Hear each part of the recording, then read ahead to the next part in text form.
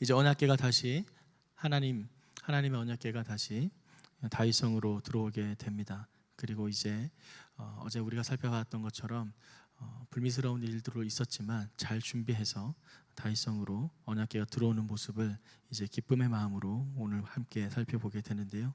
오늘 본문 말씀은 크게 두 단락으로 나눌 수 있습니다. 첫 번째 단락은 16절에서 19절까지의 말씀이고, 여호와의 궤로 인해서 춤을 추는 다윗에 대해 기록하고 있습니다. 두 번째 단락은 20절에서 23절까지의 말씀인데요.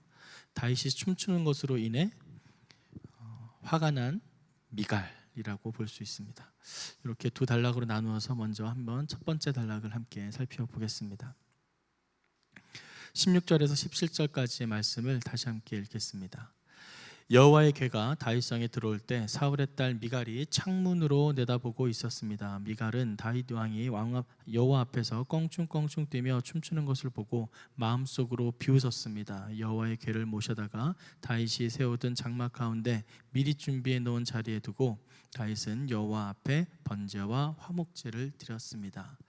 드디어 여호와의 궤가 다윗성으로 들어옵니다. 이 모든 광경을 다윗의 아내인 미갈이 창문 너머로 보고 있었습니다.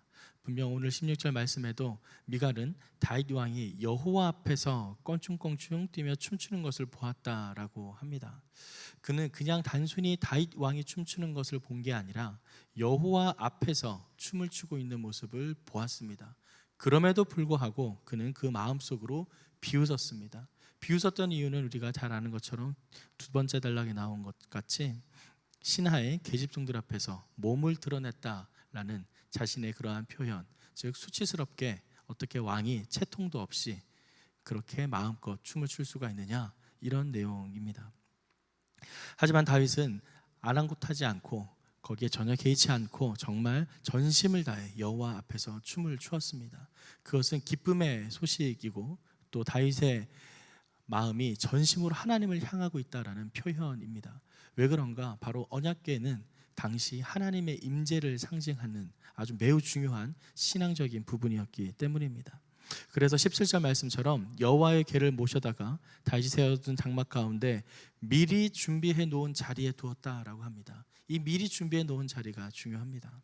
사랑하는 성도 여러분, 우리가 주님 앞에 나올 때 그냥 급하게 갑작스럽게 나오는 것이 아니라 늘 마음의 준비로 하나님 앞에 단정함으로 성결함으로 나와야 될 줄 믿습니다. 우리가 예물을 준비하는 것도 그렇고 우리가 옷을 단정하게 입는 것도 그렇고 하나하나 예배를 준비하는 우리의 태도와 자세를 보여줍니다.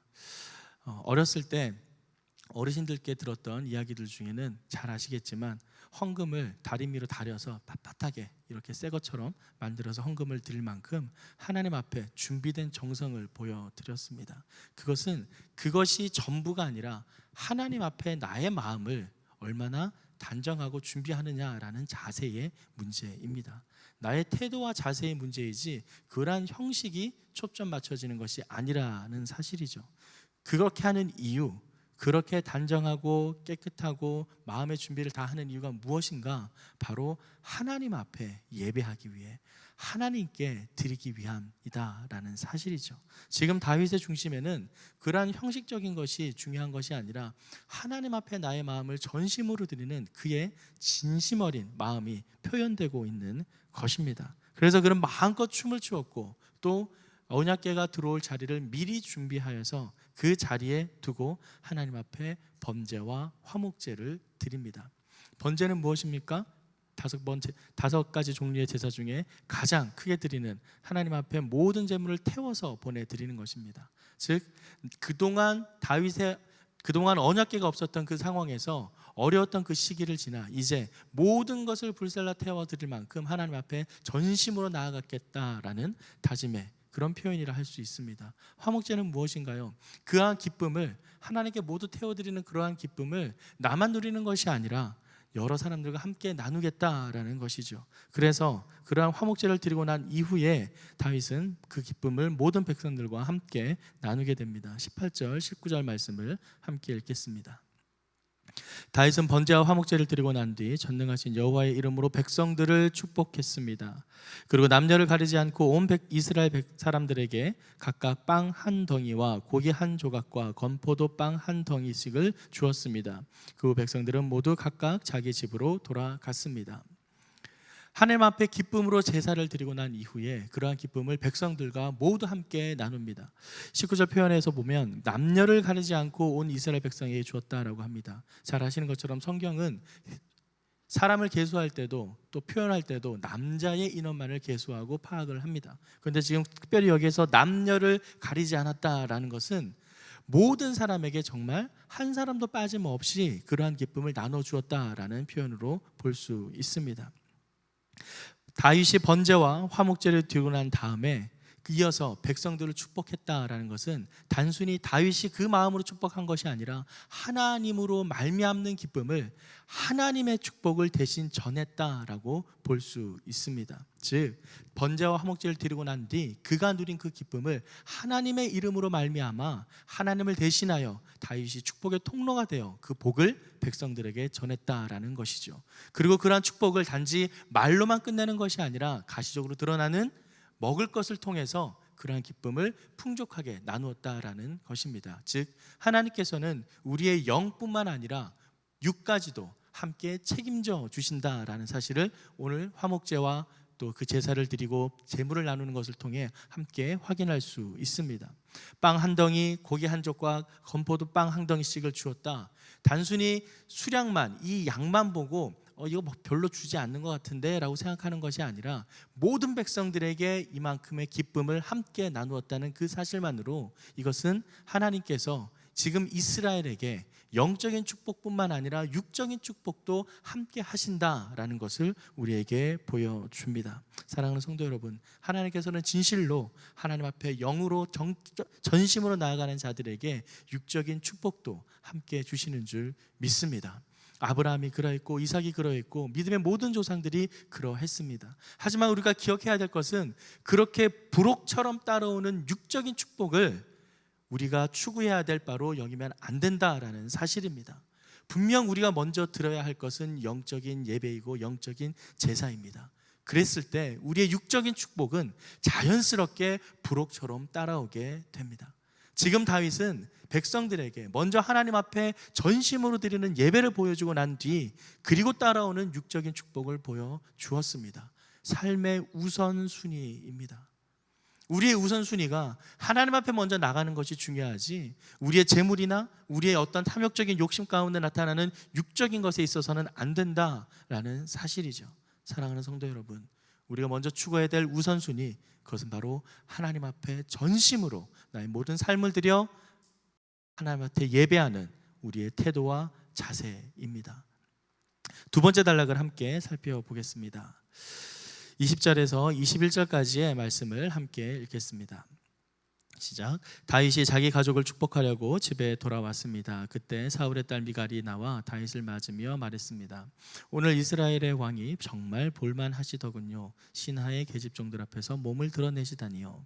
다윗이 미갈에게 말했습니다. 나는 하나님 앞에서 그렇게 춤춘 것이요, 그분이 당신 아버지와 당신 집안 대신 나를 선택해 여호와의 백성이 이스라엘의 통치자로 세우셨으니 나는 언제든 여호와 앞에서 기뻐 뛸 것이요. 아멘. 다윗이 그렇게 춤을 춘 근본 원인에 대해서 명확하게 밝히고 있습니다. 다윗은 다른 것이 아니라 하나님으로 인해 춤을 추었습니다. 하나님 앞에서 그렇게 춤을 추었다. 내가 지금 왕이 된 것도 내가 스스로 된 것이 아니라 하나님이 선택해서 된 것이다. 그렇기 때문에 나는 언제든지 하나님 앞에서 기뻐 뛸 것이다. 삶의 이유, 나의 춤을 추었던 근원에 된 이유, 다윗은 그 모든 근본적인 이유가 하나님 때문임을 명확하게 고백하고 있습니다. 사랑하는 성도 여러분, 여러분의 삶의 고백에 삶의 이유는 무엇인가요? 내가 이렇게 살아가는 이유의 근원이 되는 가장 근본적인 이유는 무엇인가요? 세상의 가치를 쫓고 있는 마음인가요? 아니면 정말 다윗처럼 하나님 앞에 전심으로 나아가고자 하는 하나님 그 자체가 삶의 이유가 되고 있나요? 미갈은 그렇지 않았습니다. 미갈이 보았던 것은 하나님 앞에 춤을 추는 다윗이 아닌 그저 겉으로 드러난 춤추는 행위만을 보고 그를 판단하고 말았습니다. 그래서 이스라엘 왕이 정말 볼만하시더군요 라며 그의 직책을 나무랍니다. 당신의 지위에서, 당신이 가지고 있는 사회적 위치에서 그러한 행동을 하는 것은 참 채통을 깎아먹는 정말 볼 것 없는 짓이다.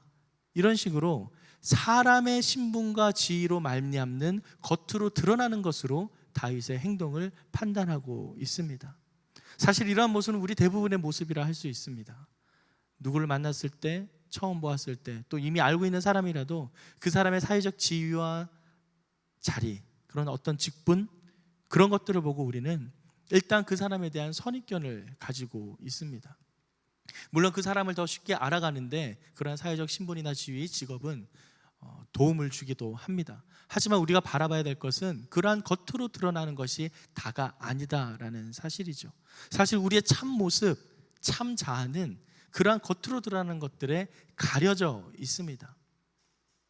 저는 목사이지만 제 목사라는 그 신분이 나를 다 설명하지는 않습니다. 나의 참 모습은, 내 참 자아는 하나님 앞에 서 있는 정말 나의 다 발가벗겨진 모습, 그것이 나의 참 자아의 모습입니다. 우리가 옷을 껴입고 우리가 나의 모습을 다른 것으로 감추고 덮고 할지라도 그 모습은 결코 변하지 않습니다.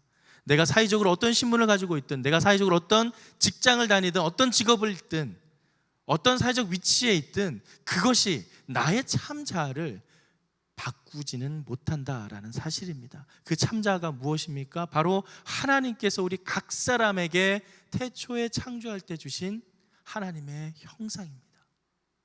그 하나님의 형상은 결코 눈에 보이는 인간적인 것으로, 육신의 것으로 바꿀 수가 없다라는 사실입니다. 사랑하는 성도 여러분, 우리 각자의 마음에 있는 나의 참자 하나님의 그 형상에 더욱더 집중해서 하나님 앞에 나아가기를 소망합니다. 사도 바울도 이에 대해서 이것을 거짓자라는 표현으로 이야기를 합니다. 내 것이 아닙니다. 하지만 내 것처럼 착각을 합니다. 겉으로 드러나는 것들을 보고 이것이 나의 모습인 줄 알고 나의 정체성을 거기에서 찾습니다.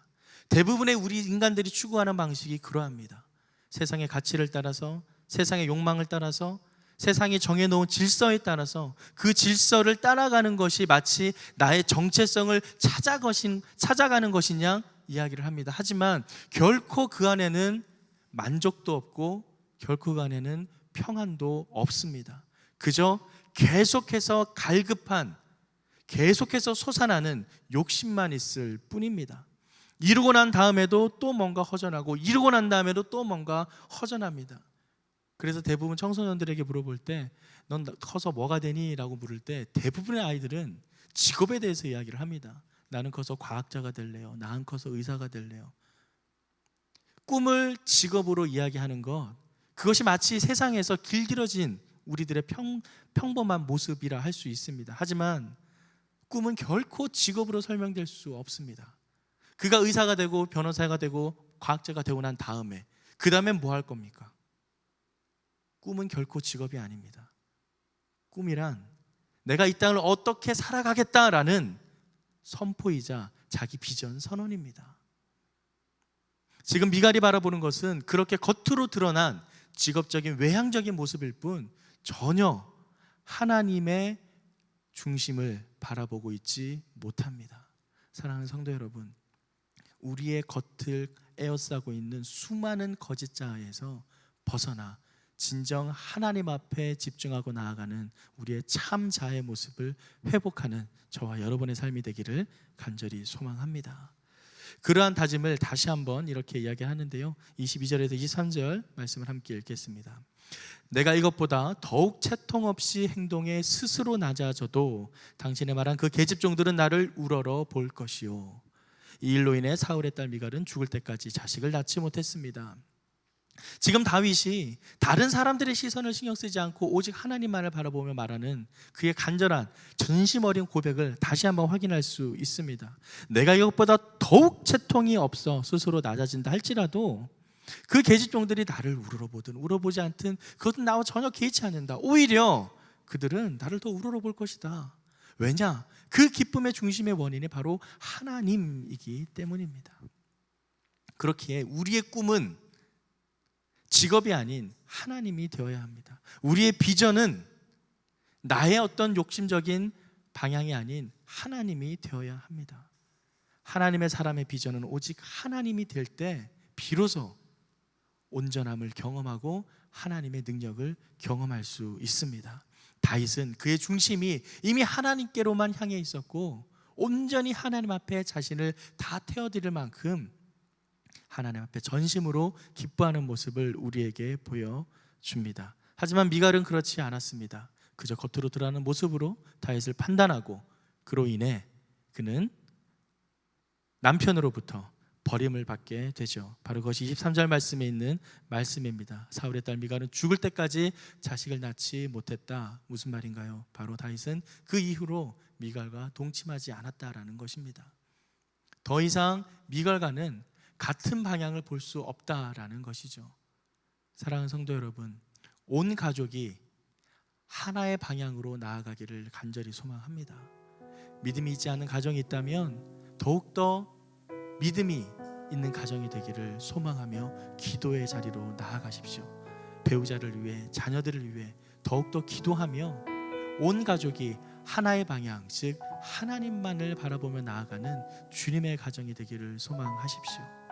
다윗은 미갈에게서 더 이상 하나님을 찾는 모습을 볼 수 없었기 때문에 미갈과 더 이상 동침을 하지 않습니다. 그렇다고 해서 그를 버렸다는 것이 아닙니다. 물론 그를 위해서 또 기도하는 모습도 있을 수 있었겠죠. 중요한 것은 이러한 모습을 통해 하나님께서 미갈을 벌하고 있다라는 것을 우리에게 확인할 수 있는 것입니다. 사랑하는 성도 여러분, 우리의 몸 마음이 전심으로 주님을 향하기를 소망합니다.